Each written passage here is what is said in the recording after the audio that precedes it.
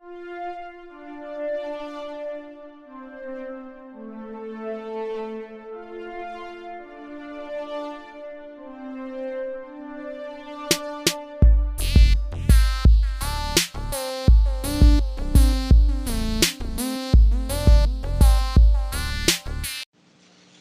everyone, and welcome to the last movie club of 2019. The last movie club of a decade. I don't know. It's not. I have problems with this. The Gregorian calendar does not have a year 0. It has a year 1 BC and 1 AD, which inherently means that it's not the end of the decade. There's one more year in the decade. Decades are weird, though, because they didn't establish decades until, that's a fairly, I was going to say recent, but relatively recent thing. But it doesn't make it right. For basing on calendars, which is what we're doing. A decade is a group of 10 years. It doesn't matter how you organize that. It's just a group of 10 straight years.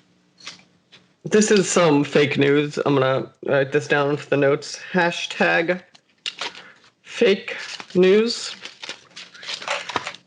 Okay. Hashtag fake news. News?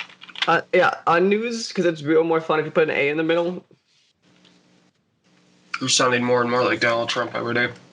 No, I can't do the good Gina. I can't do that right. That's how you know it's not true Trump. Because you've listened to him say the word China, right? Yeah.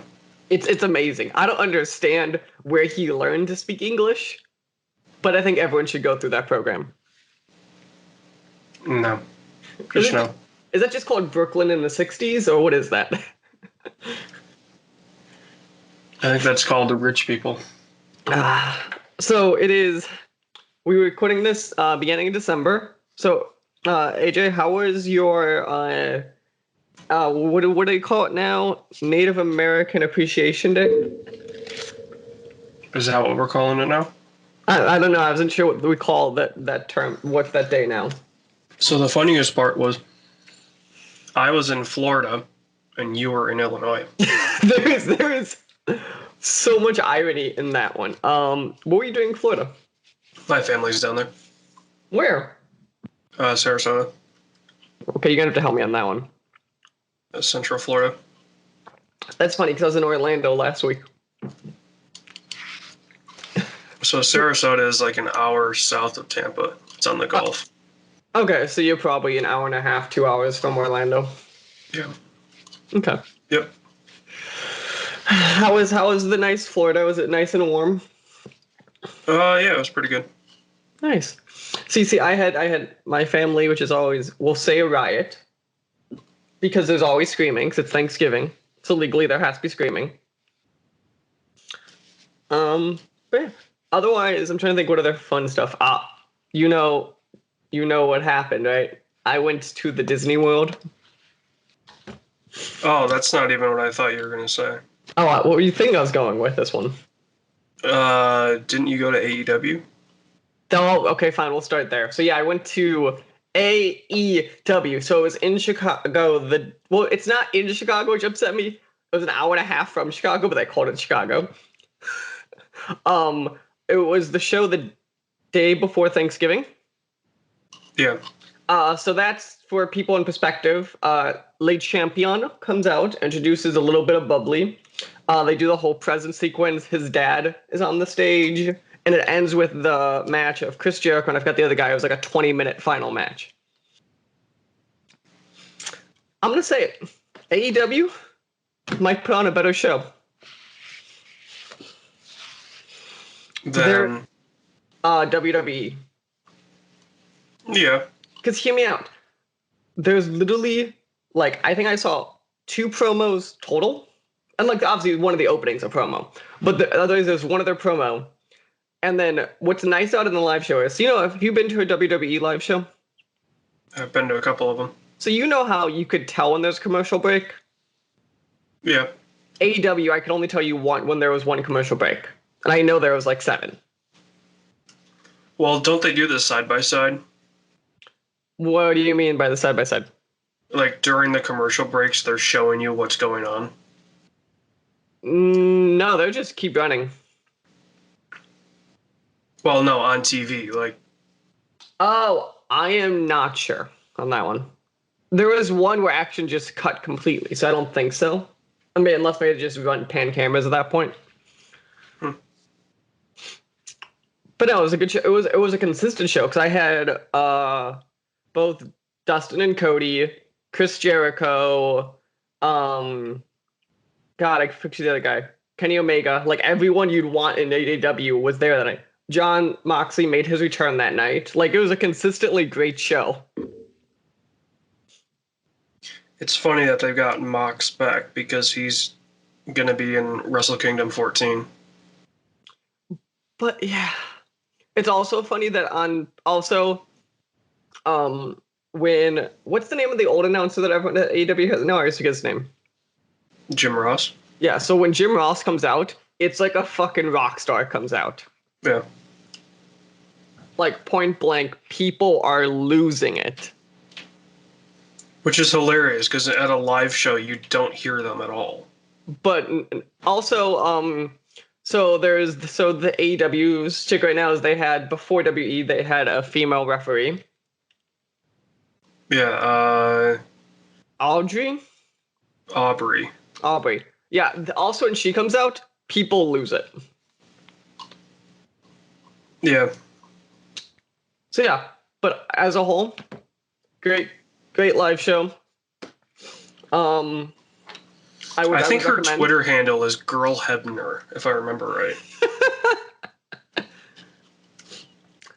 Which is made even better by the fact that AEW has Earl Hebner on staff. I just thought it was funny because that was like I think last week was the first like time that they were really showing off the WWE first female referee, which you know is exact a response to AEW. Well, NXT has had a few female refs, but not on the other two main brands. They haven't. No, yeah. So like you know that's a direct response at that point.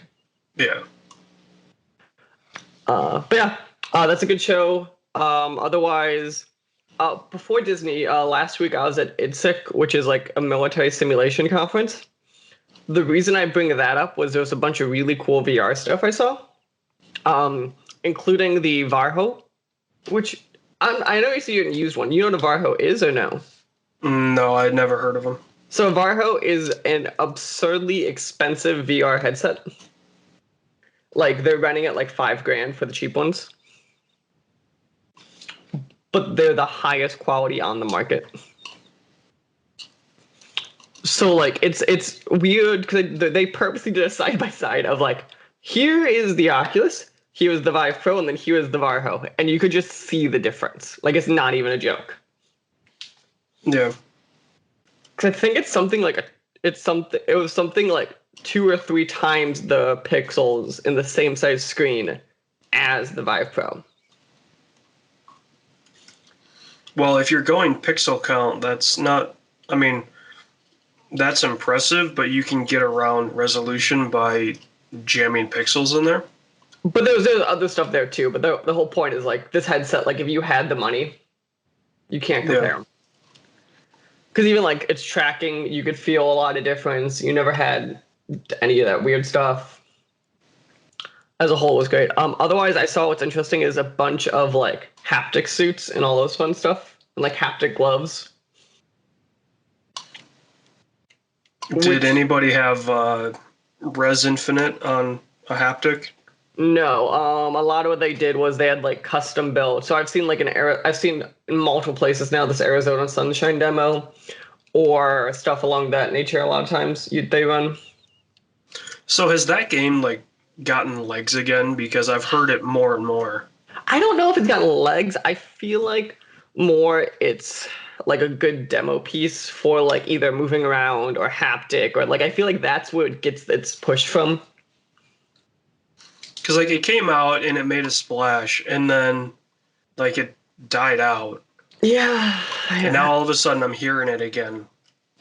But like that's just it's always weird from that. Of It's hard to tell, like, is it because it's making a splash thin, or is it we're just talking about enough from other things with it?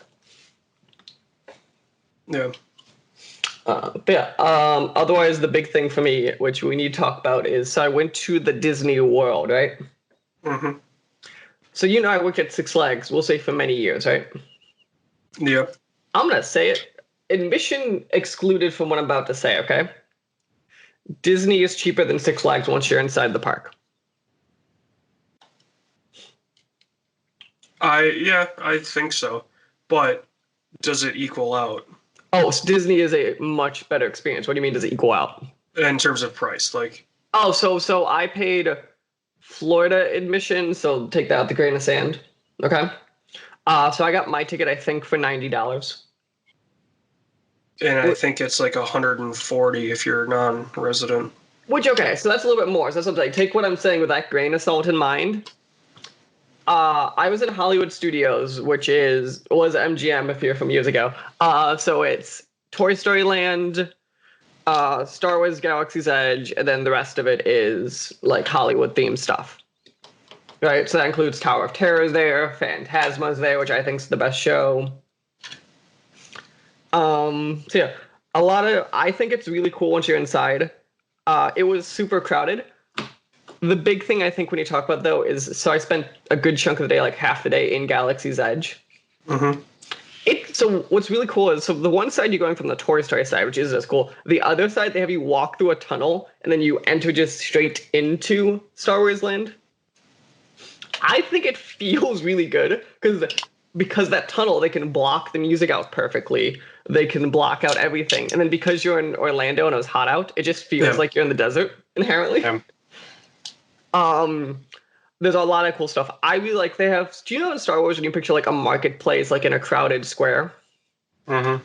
They made that perfectly where you walk in and go, oh, this feels like I'm in the middle of like a marketplace because of how crowded everything is and all that. Disney's also really good at like just having people whose job it is to walk around just to fill in the world. Which that's expensive to do, so they don't tend to do that always. Well, it's expensive to do until you realize that those people are getting paid minimum wage. Oh, okay, but from dealing with labor, it still adds up immensely. Like even though I have 20 people whose job that is, we're still talking money equivalent of a show or something in a year's span. Yeah. Especially now that Disney's doing the like college program thing, where realistically most of those people are college kids whose Disney's also paying for their college. It gets weird. So they're actually more expensive than that in actuality. What's really cool though, so I was in like the First Order shop, right? So it's the segment, they're the land based on First Order one side, Rebels another side, or Resistance another side. Mm-hmm. They had it where like a confused grandma was like, I'm here to buy like Jedi stuff. As she said that, a wall opened up. 2 troopers came out and said, ma'am, come with us, and just started escorting her to the other side of the park. Which is only something Disney could get away with. Yeah. Otherwise, I rode, so I didn't ride Rise of Resistance, which opened 2 days ago, because that queue line was 14 hours. Okay. Hot take here. Who in the hell is going to stand in a line for more than an hour? So what they did is, which is nice, they have a digital queue for that ride. So what they did was, at the beginning of the day, you had to get in the queue, and then they had boarding groups that you had to arrive in the line during your group. So you had a 45-minute window to arrive in the line, and then when you're in that line, you're in it for under an hour. Okay, that's good, but like, let's be real, people. I haven't been to a theme park in a couple of years, but when you see 2-hour lines, who's thinking, "Oh yeah, I'll stand in that line"? So I stood in, so there's the Millennium Falcon ride, which is the other big one in that land. That line I think I was in for like an hour, which was long, but what's nice about a lot of the Disney rides, not all of them is, their lines at least are like interactive or there's something to do. So it's like kind of part of the ride. Yeah. Which I think is when it becomes more acceptable. Well, and it's more acceptable when the lines are inside. Yeah, like, that 100% was. Space Mountain or Rock and Roller Coaster or What else? There's a few. I think no Tower of Terror is outside, but there's like along those lines. I get what you're saying. But what's interesting about so I did Millennium Falcon. I like it because what is it? So it's a 6-person pod, right? Mm-hmm. And it's the same as Star Tours, where it's an Air Force simulator on the back end that you're in. And what it is there are 2 engineers, 2 gunners, 2 pilots. So each of you in a seat, and then you basically go through this experience, and all of you have to do different things at different points, which basically means if you're the back one, you're flipping switches. If you're a gunner, you launch your missiles. And then if you're... Is this just Mission Mars or whatever that thing was called? No, this is something different, I think. Well, no. Did you ever do Mission Mars? I think it's in Epcot. I think I have, but it's not something that's coming to mind a ton. It sounds like the exact same thing. Maybe. Only instead of 6, it's 4. I think it's either Mission Mars or Mission Moon, something like that. Okay. I think it's really cool. Because it's very fun and interactive because you're in the Falcon and all that fun stuff.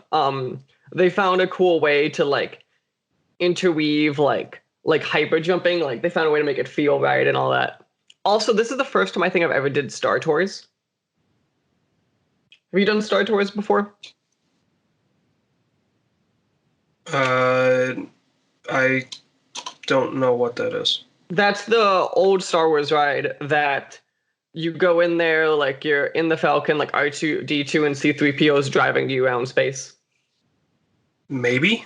Okay, so what's really cool about I haven't been to Disney in over 10 years. Okay, so that one is on the back end, literally like a giant Air Force simulator they use to train pilots. So like working on those, I feel it. Like when you're turning back, it's like, oh, it literally, you could just tell it is. But it's really cool because of that. So that it's literally not moving, but it feels like you're for sure moving. Also, you're just building up the stereotype that you work for the government. Shh. Shh. Shh. Yeah. That was a loud drink, dude. Sorry. AJ?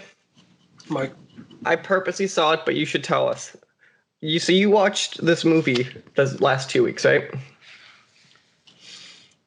About the men in the big cars. Which one? The men, the big cars, the Le Mans, we'll call it. Oh, no. So I actually didn't get a chance to see it. How the hell did I see it and you didn't? I was just so busy. Wow. So I got to see Ford versus Ferrari? I mean, I know the story. That's true. So, like, I don't know how much the movie can, really do. So me and my dad saw it, and my dad knew the story really well because, like, he was around kind of when it happened and, like, followed NASCAR kind of around that. Like, not just NASCAR, but followed racing around that time. Mm-hmm. So he said it reflected it pretty well, but, like, what he understood the story, too. I enjoyed it a lot. It's real funny because there's definitely moments that are... I think a race that isn't the final race is actually more intense than the final race, which is interesting. Do they show Daytona? Yeah, that's the thing I think is more intense. I think a Daytona race is objectively more intense than the Le Mans. And Ferrari won that Daytona race. That's not what they do in the film. What Daytona race do they show? The one before the Le Mans, it's the one... What year? I mean, not... I think was it 66? What was it? 66 was the first year that Ford won. It's the year they won the Le Mans is what they portrayed it as. Because Ferrari won Daytona the one year. So, okay, they only showed one Daytona. So the film, and that's what gets weird, is they don't really reflect what year stuff is once it gets rolling really well. Which is kind of a problem with the film, realistically.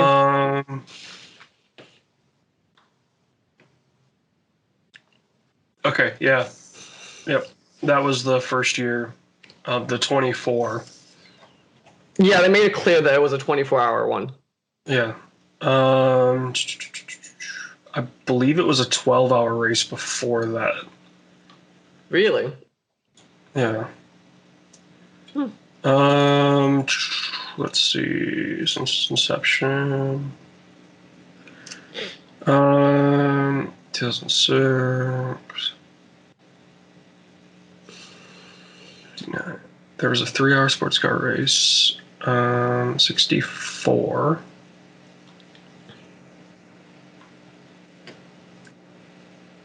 Okay, yeah. So in 64, it was distance and not time. Okay. And what do you mean by distance, not time? So is it just whenever they hit like X mile marker or whatever? Yeah, so it was. It started as 1,000 kilometer, roughly 6-hour race, um, and then they went to in 64. It went to 2,000 kilometers. So then maybe I'm a little confused on how this time thing works. Is it once you hit the 24-hour marker or 12-hour marker, whatever it is, do they just call that as the last lap? Do they say what is your placement at the time? How does that work? Okay, so there's two different forms of endurance racing. Mm-hmm. There's time and distance. Distance, it's obviously distance, so it's normally like a set number of laps. Mm-hmm. And then they have a time limit that they're to do it in, but it'll usually run either fast if the race is running fast, or they'll run over if they're having issues. So distance races are, in my mind, a little more fun to watch. I can see that. Whereas time races, okay, so like the 24 Hours of Le Mans Mm-hmm. is a very unique race in that it's an endurance race that runs partly on a specific racetrack, like a track designed, like it's a racetrack. It's meant to be raced on, and part of it is on public roads.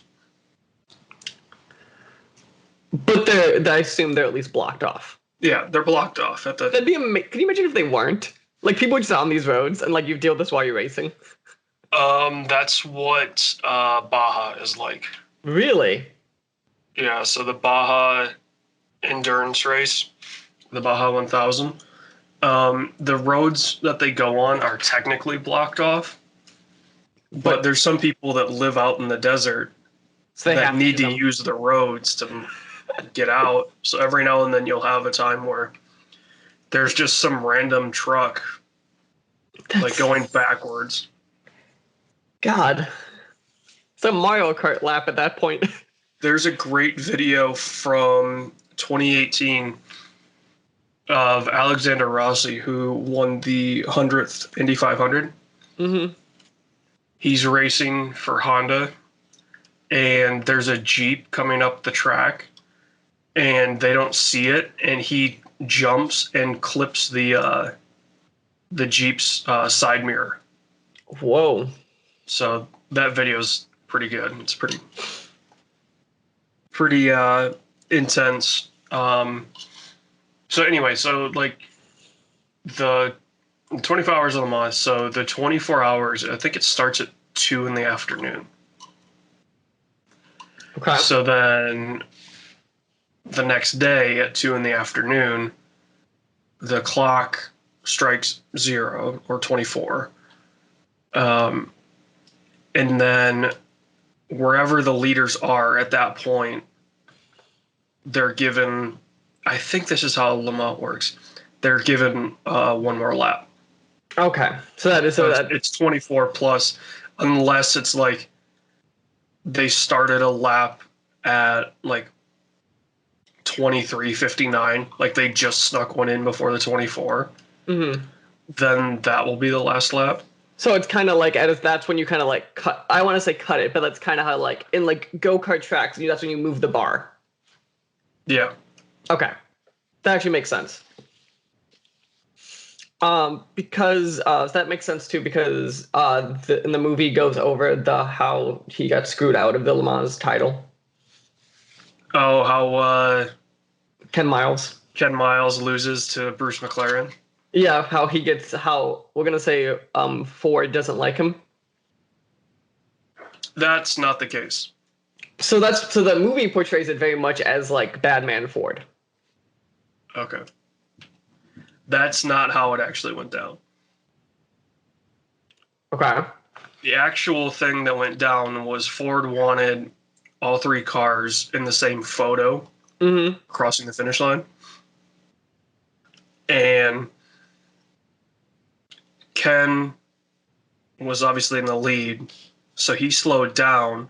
Well, Bruce and I believe it was who was the other? I don't. In the Uh, film, Andretti, I believe, was one of yeah, I them. think Andretti sounds right actually. Yeah. They were behind him, so they got the word to like, hey, Yeah, Ken's slowing down, catch up, and we're gonna cross the line all at once. And I believe the way it happened was Bruce was trying to get in line, so sped up, and then just happened to cross the line before Ken. So how they portrayed it as, and this is a biopic, so I'm not really spoiling it because it's more the journey. Of it's a they showed Ken Miles like a hair ahead, but basically a third high, and then because I think one of them was started farther back, he was the winner. Yeah. Because the distance overruled the time thing if they tied at time. Yeah. So that's another thing. Le Mans is based on number of laps you do. Okay. Because obviously in a 24-hour race, there's going to be people that like their engines blow up, so then they're in the pits for 20 laps. Right. Well, they can come out and be competing with the leader, They're not but the really. leader has no idea that they're 20 down. Mm-hmm. And in a 24-hour race, you can make up 20 laps. Yeah. I'm not going to say easily, but it can be done. Also, the thing I learned from this, and you're gonna call me an idiot for saying this, I didn't know that Fiat owned Ferrari. I'm not going to say you're an idiot because Ferrari's gone through a couple different owners. Because, like, obviously I've heard of both companies, but I ever put them together as in my head. Yeah, let me make sure I get this right because Fiat is a what's the like NASA. What? Um, What? it's what's that term called? An anagram? No. An aerospace company? No. Like there's the one that's like FBI where it's an initialization, Mm-hmm. and then NASA where we turn it into a word. Mm. I have no clue. So Fiat stands for Fabbrica Italiana Automobili Torino, or in other words, Italian Automobiles Factory Turin. Yeah. So it's that. It's a not anagram. It's what you know what I mean. Mm-hmm. Mm-hmm. God, what is that called? It's gonna bug me. So yeah, and they were, in fact, I think they still are the only major Italian automaker. Yeah, because Fiat I would define as major. There's Alfa Romeo, but that's I think almost always been owned by Fiat. Okay. So Nice. So yeah, that I for sure watched that film. I did not realize that because they show at least their portrayal of the buyout.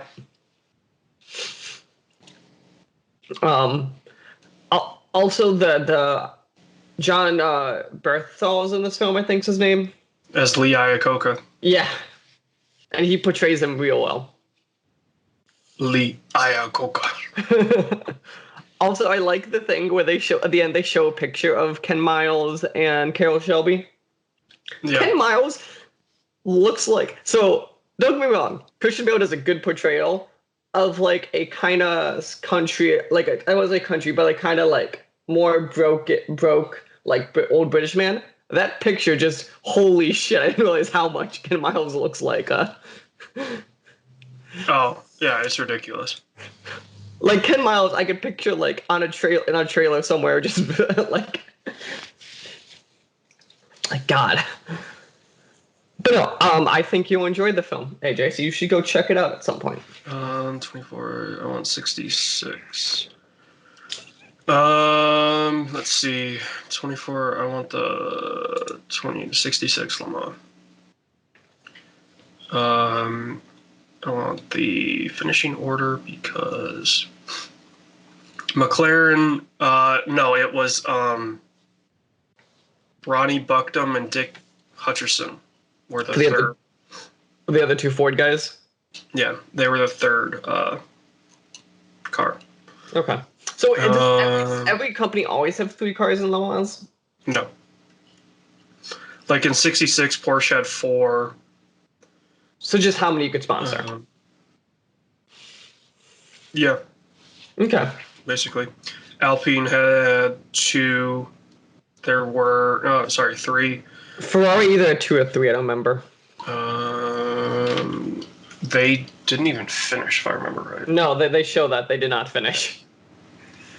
Dan Gurney raced in a GT40, and I want to say Andretti was in one of them.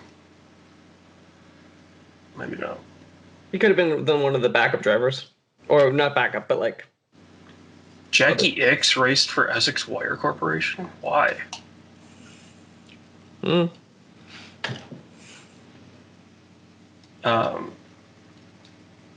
If you look at the 66 Le Mans, the number of either future or current F1 champions is incredible. Is F1 just less intensive? Is why they go with that? No. Okay. So here's how it used to work. Until the, let's say 1970s, mid 70s. Okay. F1 worked in a way where there were only like 10 races. So a lot of the drivers would also race in different series. A lot of them raced in Formula 2 as well because F2 was at the same tracks as F1. Oh, okay. So they used it as kind of like a scout race before the F1 race. Because F2 cars at the time were just basically detuned F1 cars. So they could use the F2 race to figure out like how the track's driving and stuff like that. A lot of them would come over to run the Indy 500.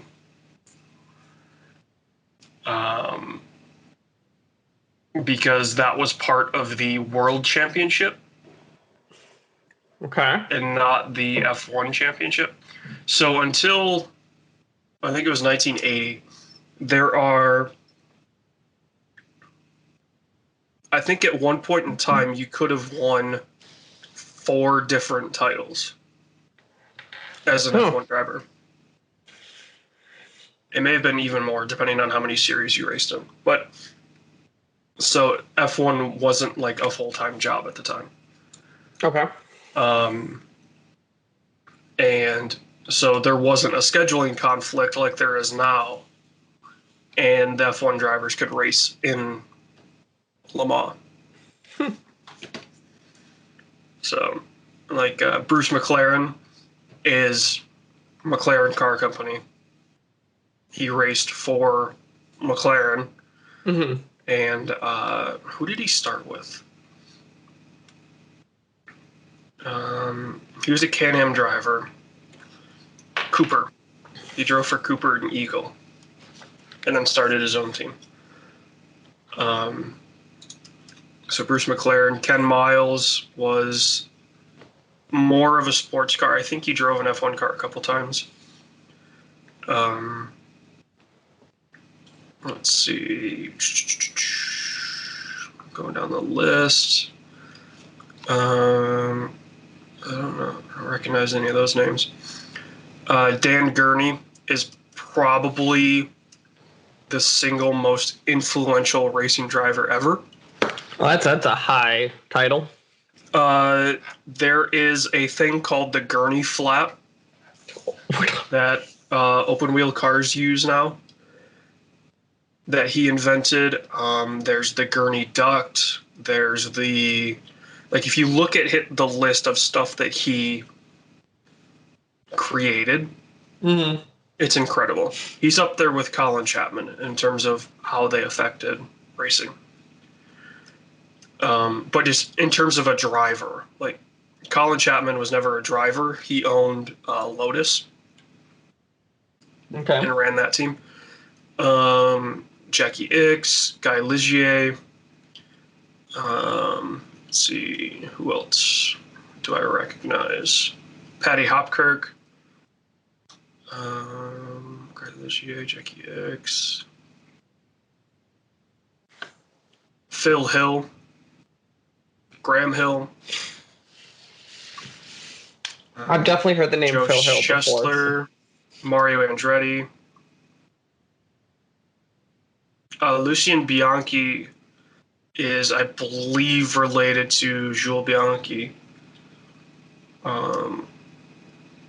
Let's see, who else? Sir John Whitmore, I believe, was just more of a sports car racer.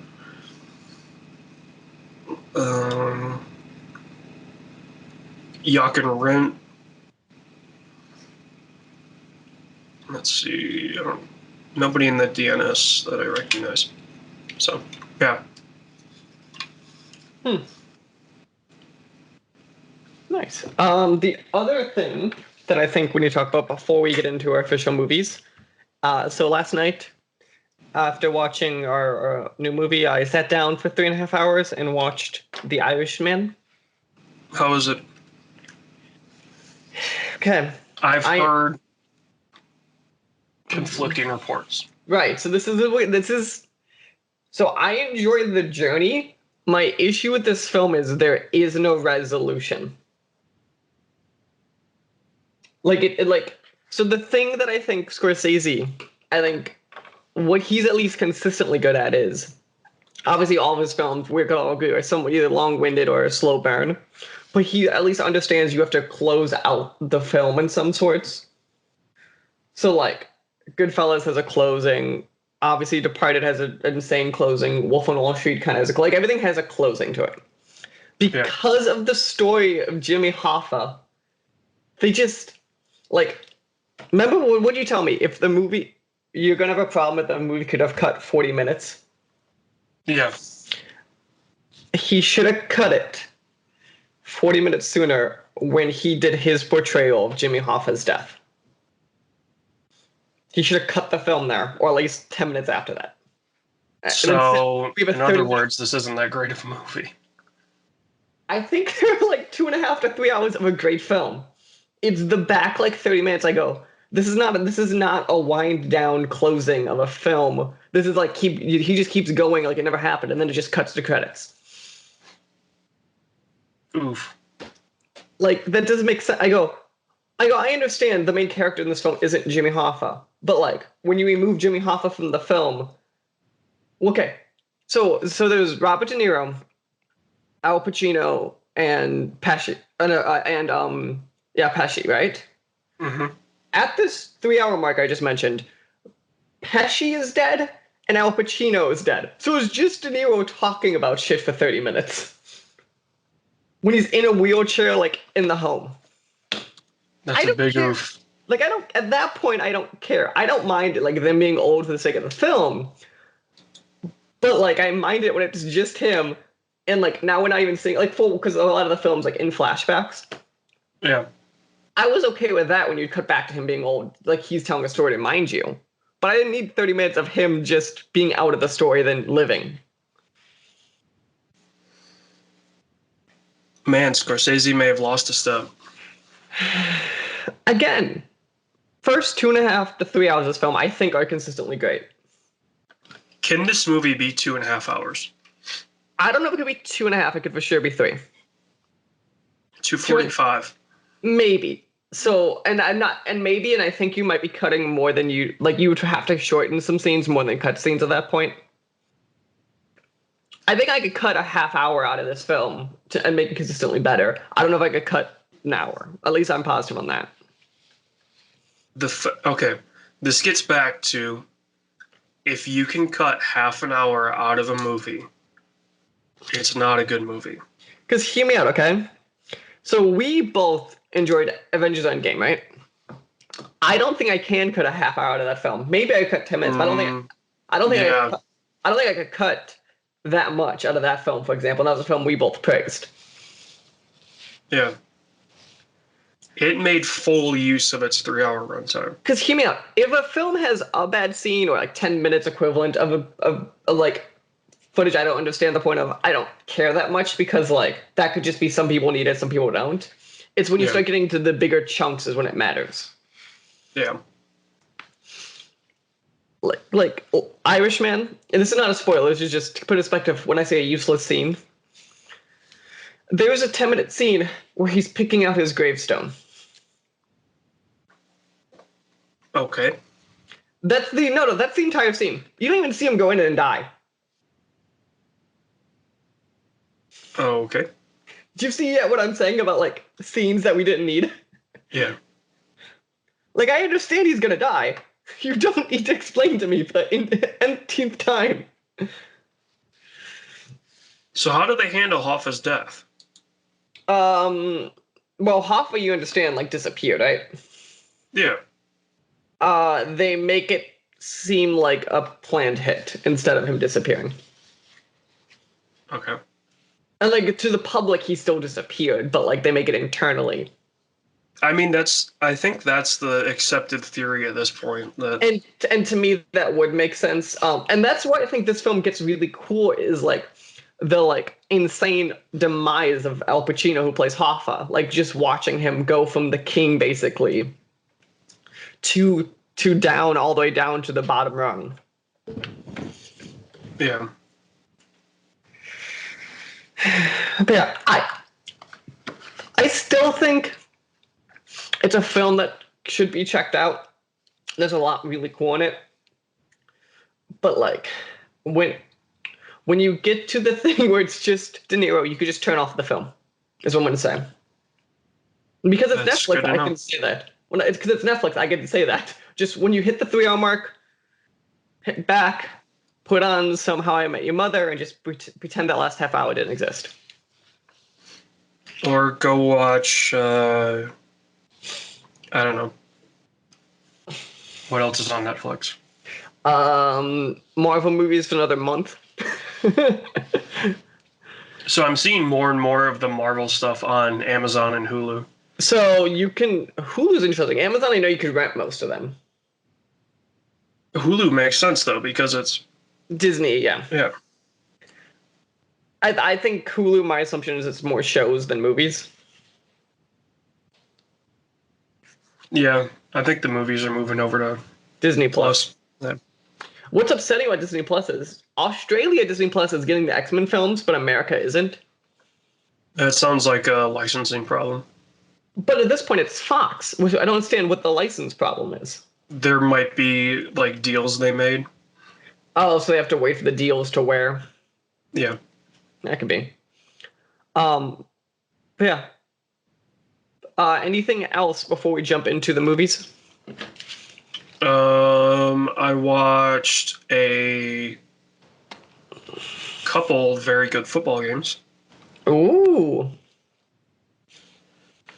I watched LSU completely throttle Georgia, 37-10. Yeah, I assume that's not a close game, we'll call it. No, Georgia scored a touchdown in garbage time. Okay. The Oklahoma Baylor Big 12 championship was one of the best Big 12 championships I've ever watched. Hmm. And then the Ohio State Wisconsin Big 10 title game was a game of two halves. Okay. Wisconsin scored 21 in the first half, and Ohio State was lucky to score a touchdown. They came out in the second half, and Ohio State shut Wisconsin down. Shut him down? Yeah. Final score 34-21, Ohio State. Like, they literally shut Wisconsin down. Wisconsin didn't score at all. Okay. Nice. Anything else besides? I didn't watch it, but I watched the highlights of the Anthony Joshua Andy Ruiz fight, Okay. which saw Joshua regain his titles and Ruiz pull a Buster Douglas. Mm-hmm. You have no idea what that is. I'm just going, mm-hmm. Football, I understood what you're saying, so. Do you know who Buster Douglas is? No.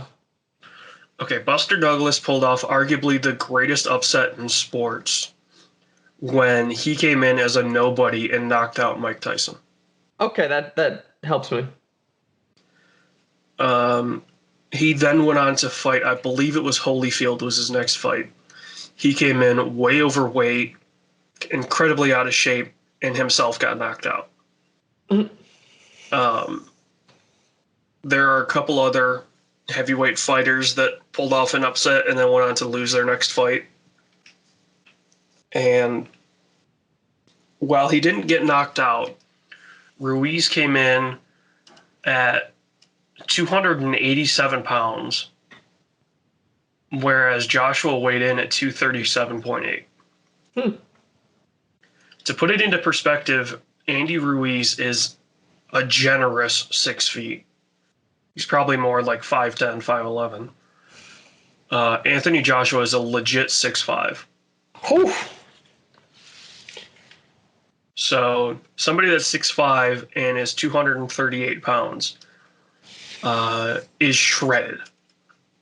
Like, look up pictures of Anthony Joshua, excuse me, from probably, let's say 3 years ago.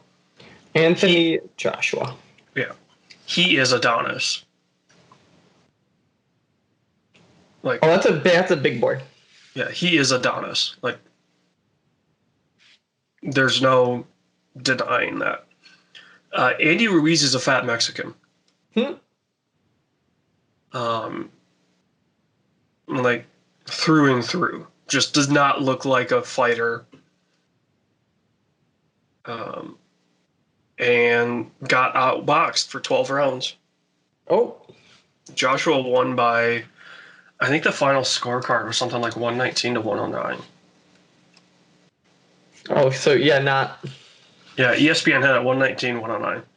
Because if I remember correctly, if you win, it's 10, and if you lose, it's 9 or 8 pending. Is that it? So, okay, so you get 10 points if you win a round. Right.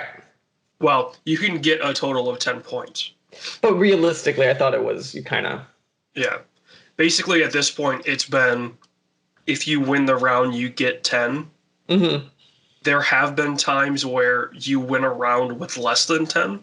But it's very rare. Okay. So basically what this proves is that Joshua dominated. Mm-hmm. Since it was 119, he literally only lost 1 point.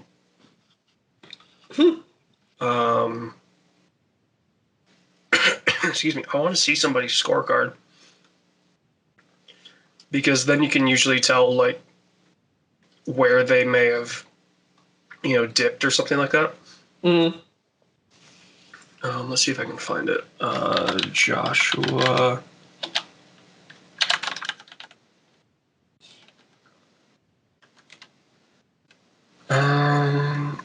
All right, let's see. Scorecards. Twitter reactions. No scorecards. Where are the scorecards? Come on, Forbes. You told me there would be scorecards. You have to pay for it under the Forbes membership program. Let's see. Boxing scene. Definitely. Okay. Jabs, final. This doesn't tell me how anybody scored it. That's just punch stats. All right, here we go. This is an image. Let's see.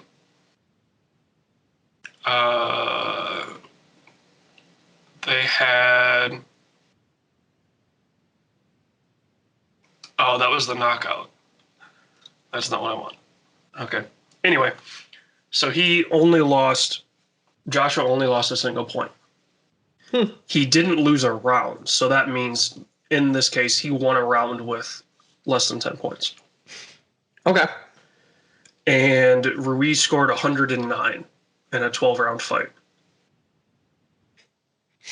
In other words, it was not close. No. So, yeah. Okay.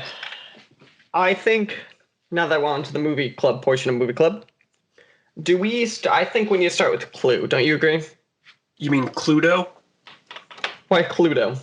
That's the British name for Clue is Cluedo. My God. Yeah. God. Yeah, we'll go with Cluedo. I think they even say it in the movie. Now that you mentioned that, when you said that, I was like, that sounded like familiar in a contextual way. I think Tim Curry says something about Cluedo. So, I'll let you start. What is your opinion of 1985's Clue? Or 84? I think 84. I think it's 84. 85. 85. I want to take a time machine back to 1985 to go watch this in the theaters. So, because did I ever tell you what makes this movie special? No. It has 3 endings. Well, that's true, where they show it. So in the home release, they show all 3. Wait, are you telling me that it was random? Yep. I didn't know that. I thought it was just weird as hell. Nope. So each 3 of the endings that you see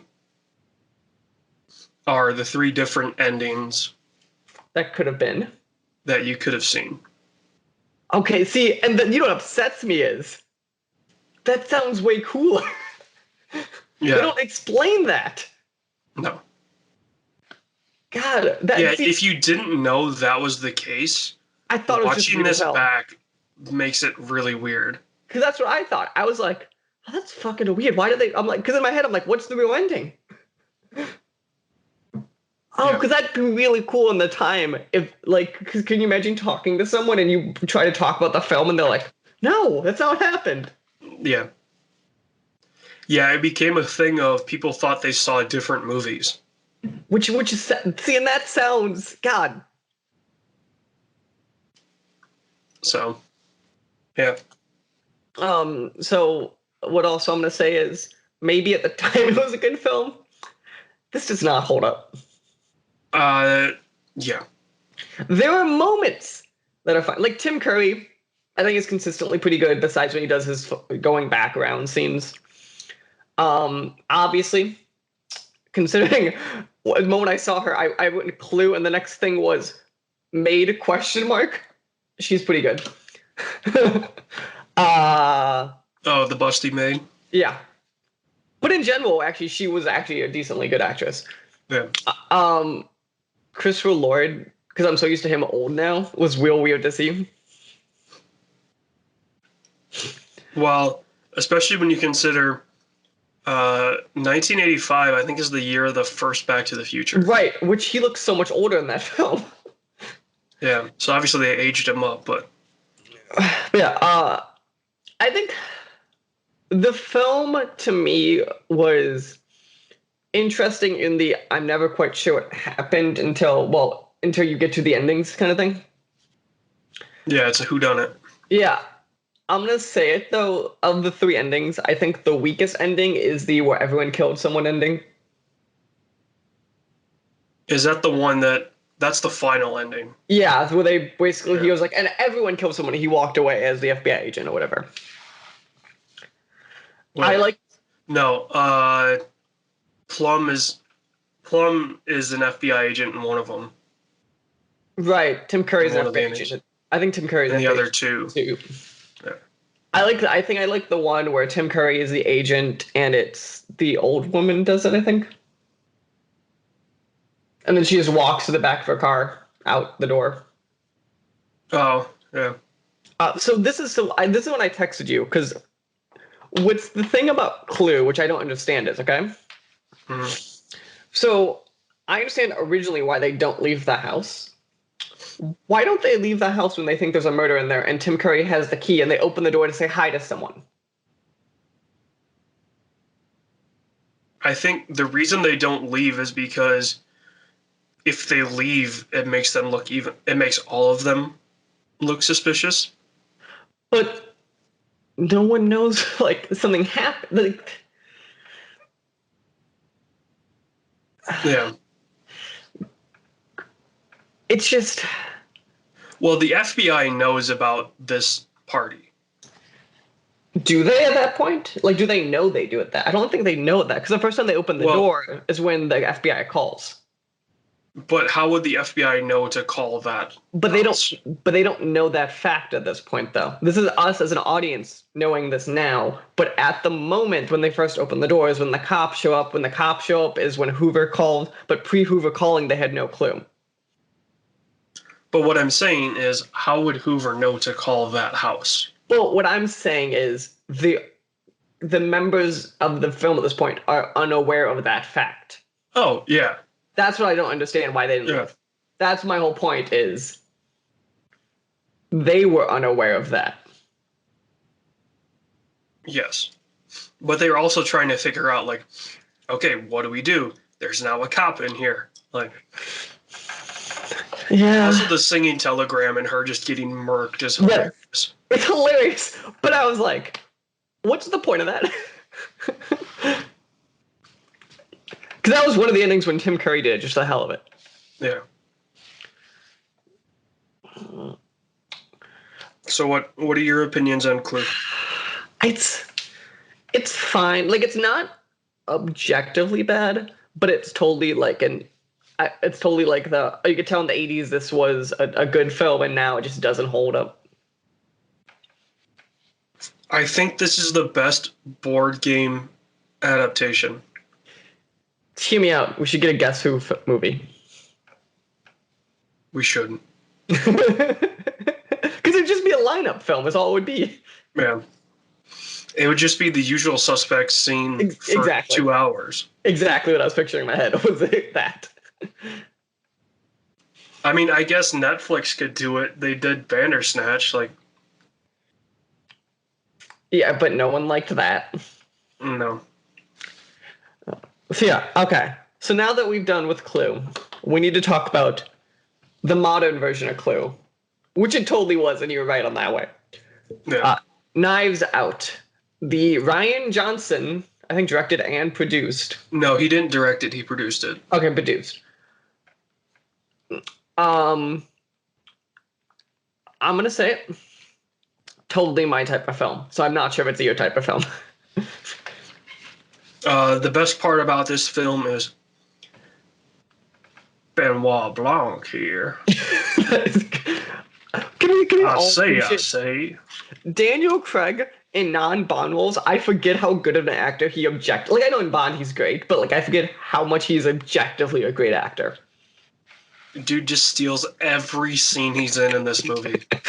Like he's like, well, 1 second, let me tell you. And they're like, shut up with your Kentucky Fried accent. That line was so good. Miss Cabrera. Also, I'm not sure if this is a hot take. Anna de Armas can be in every movie. Yeah, that's the main actress, right? Yeah, she's Cabrera. She is shockingly great. Like at first I was a little concerned when, like with the first couple scenes, like when the cold cut opened, like after like in like her house, and I was very much like, what is this film? And then it started making sense. Also, hottest nurse I've ever seen. I don't know. We just saw a different nurse that I think could put a running fight. A different nurse. And Clue. Oh, not nurse. I'm sorry. That was She was the maid. Yeah. But I did like the thing though when they're like, he just wanted companionship, and you know every audience member is like, you're gonna cut that. Yeah. You're having sex with him, aren't you? Which they then bring up of like, you were having intimate relations with my father. It was like boinking. You were boinking. Yeah. You were boinking. Jamie grandpa. Lee Curtis saying boinking may be my favorite moment of 2019. Fuck. So Knives Out. I think we all called it a mile away in the back of our heads that it was probably Chris Evans, but the way they got it to being Chris Evans, I think, is genius. For me, it was between Chris Evans and Michael Shannon. Because the longer the film went on, I'm like in my head because once they like showed her doing it in my head, I was like, do you have two like? The upsetting ending would be giving it back to the family because the audience doesn't want that. And that's why that closing is so satisfying when she's up there drinking out of the coffee cup. Can we just say though the young son and the daughter, the granddaughter, the two grandkids are hilarious. An alt-right troll. Oh, he was jerking off to like African kids dying or something like that. That line, I laughed. Also, I appreciated how they did the preppy white kid as totally the like. So good.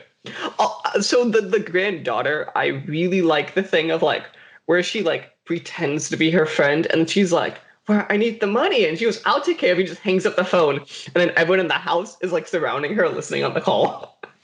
Well, I don't know if they were necessarily listening into the call; they were listening. But they were talking. Yeah. But the instant she hangs up, they all knew like this is over. Like that's so great. I liked the two detectives so much. Oh, the one that's just a huge fan, and the black dude that just has no time for any of this. So the black dude is from Sorry to Bother You, which threw me off when I first heard him. I never saw that. Okay, well he's the main actor in Sorry to Bother You. Let me look up. He's fairly new. Yeah, I think that's really the only other thing I saw him in. But the moment I heard him, I was like, oh, I know who this is.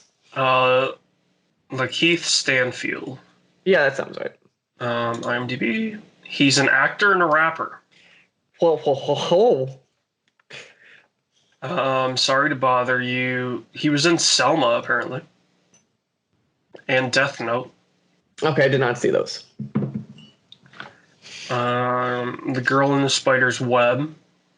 Which is that the final of the... Yes. Of the dragon tattoo? Yeah. Mm-hmm. He was in Izzy Gets the Fuck Across Town. He was in Get Out. Okay. Selma, The Purge, Anarchy.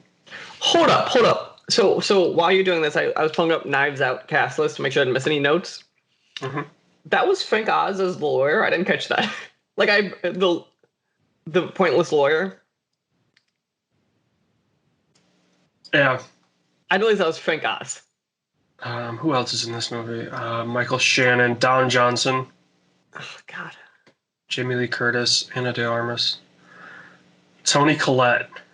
She can just fuck off. She was probably one of the... Okay, Don Johnson, though, was great. Oh, his character was amazing. Like, he just had this, like... Again, one of those people, like, when he was in the scene... He stole every scene, but that's Don Johnson. Like, the dude is Miami Vice. Mm-hmm. Like, he's just got a swagger about him, even to this day.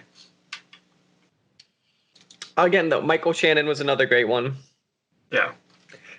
Chris Evans' character, I like the whole thing of, like, because it feels like a legitimate thing of like to fuck his family, he would help her to be like, just give me my part of it and you just have the rest. Yeah. And that's the one character twist that I don't quite understand is so like he was getting his cut no matter what. So why? So I felt like him as a character, like wanting to fuck his family more than help it, made more sense to me. Yeah, because he was the ugly stepchild of A family, the family. and that's why to me when like that was the original thing I thought was happening, it actually made sense to me. Yeah. Uh, Also, Chris Plummer as Harlan, really good. Real good. Let's see. Jamie Lee Curtis is incredibly underused in this movie. I thought that too, but at the same time, like when she was in it, she killed it. So like she's underused from a scene percentage point of view because I feel like they use Michael Shannon way more than I thought they were going to. But like when she's there, it's so great because like you're like at first you're like, oh, she's the good one, and then it slowly unravels. Also, Michael Shannon's character, when he tries to intimidate Marta, Yeah, why did Marta not just kick out his cane? because I think she was scared of the repercussions of doing anything to provoke him at that point. But it's real funny. That's why it's so satisfying too when she goes the line of like, "Oh, with the family's fortune, which I have access to." Yeah. When you saw that, and you saw Michael Shannon's face at that point. Yeah. Let's see. Anybody else? You know the thing we need to talk about, which is beautiful, is when she learned to control her puking long enough to lie and be like, "Fran's alive," and he went, and all of a sudden they went and they went, "She's alive." She went, "Does that mean she lied?" She went, "Yeah, Fran's dead," and I just had you admit it on tape. Also, that is a great, like, we need a plot device of this person can't tell a lie. That is okay. That's a great plot device in a film like this. That was because you like kept being like, "How's she gonna get out of it?" Yeah. Yeah, with that plot device, you're like, okay, every time she's talking, like, you know, more and more, you're seeing like she's telling the truth. And then she lies to Benoit in the car. And then has to in the like cup. Yeah. Which when they put Daniel Craig in there, I was like, at what point is he gonna pick up it and just sip out of that cup? I was fully expecting him to pick it up and drink. That's what I mean. I was expecting that, and they did a really good job of. That was just a red herring. That was perfect. Yeah. I did like the way they did the flashback scenes. Like originally when they're lying to the detective and then calling back to the truth. I liked that whole shtick. Yeah. It was a good way also to get us to see the characters' names, obviously, to stick in our head. Because they're names that you kind of like, there's so many characters, you had to learn them. Yeah. Okay, no. You know who we didn't talk about who stole the show? Great Nana. How old is she? No one knows. Nana, do you want to eat dinner? She already ate the entire spread. Like, Ransom? Is that you? Back again? Which is so subtle. You would never have caught that till they explained it. Yeah. I like that she thinks... and they played it perfectly because he leaves the party early. Right. And she says, like, Ransom leaving so soon. Mm-hmm. It's so great. I'm gonna... Knives Out, much better movie than Clue. Oh, like, not even like it's the time and place thing. I think just Knives Out is a better... Because Knives Out... So Clue, and there's a thing I have issue with some 80s comedies and some do it well, is 80s doesn't understand dark comedy, because instead of dark comedy, they all have, like, that idea of, like, now we think of it, like, God, there's a term for it I can't think of, like, but it's the whole thing of, like, it's still kind of tongue-in-cheek. Where this film, it's not funny, but it totally is. Oh yeah, this is a comedy that is not a comedy. Right, and so it's very much like a dark comedy in that sense, but it's dark comedy. At least is still trying the comedy part. This is just a funny movie that doesn't need to be. Yeah. Like it's how extra all the characters are, or how much you hate all of them for different reasons, and like how like the final thing in this one is obviously when they read the will and you realize that like she gets everything just indirectly, and the family just all turns around and goes, we've always been great to you. Yeah. Besides Jason Lee Curtis, who's like, I'm gonna kill her. I'm gonna do it right now. Which that's the other thing of, I like how earlier in the film they made him pointing out that he had crop knives, and I forgot about that until Chris Evans goes to kill her.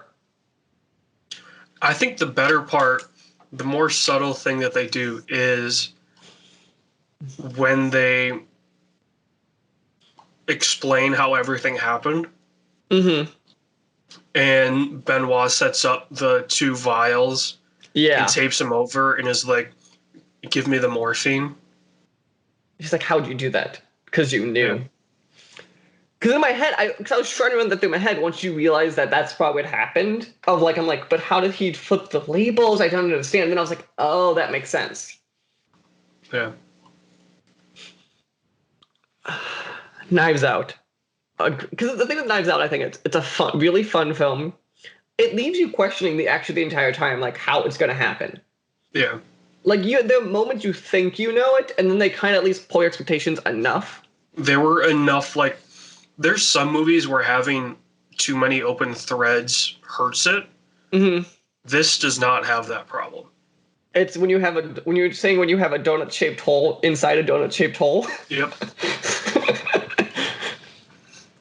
Like, this is where I think someone like Daniel Craig. When you have a donut, we're looking for the thing to fill in the hole. But what's really nice about saying that is Daniel Craig made the illusion earlier how she was the thing that would be in the center of it. Yeah, he says like this investigation revolves around you. And then later he says how there's a hole in the center of it. Yeah. Which is totally like a callback to that. This movie, Primo Bavera. This is top tier new movie of Movie Club. Whew. Not just top. This is. You know what I was thinking of this film, and maybe because it stars another Chris, I thought of this. In my head, this is what I wanted El Royale to be like. Yes. Is this a good example? Because it's that type of movie. Yeah, the El Royale was totally a whodunit. But this did it so much better. Yeah. Like there's so many like the way they do every scene, the little thing of like as he's dying, he wrote down his death in the notebook. Yeah. Oh, that's a good way to kill somebody. Yeah. Like, because he thinks she has the thing. Oh, God. Or like the little stuff of like, oh crap, I messed up the evidence thing because she's bad at this.